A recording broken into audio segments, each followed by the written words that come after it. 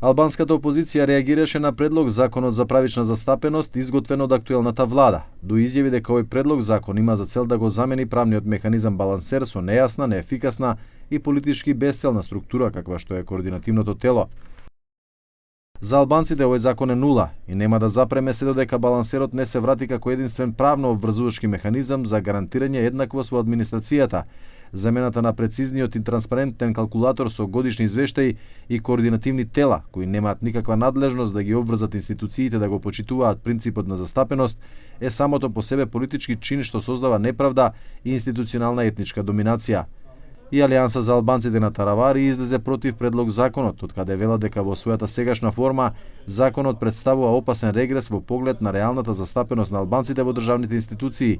За тоа наведуваат 5 точки: недостаток на гаранција за етничка припадност, недостаток на обврзувачки механизми за еднаква застапеност, недостаток на санкции за непочитување на законот, координативно тело, формален орган без реална моќ, никакво решение за замена на постојниот систем на балансерот. Алијанса за албанците на Таравари бара итно повлекување на предлог законот и започнување на нов транспарентен процес во кој албанските представници ќе имаат суштинска улога во неговото креирање. Од друга страна, Дуј апелираше до сите пратеници од редовите на етничките заедници да не станат дел од овој легализиран облик на дискриминација.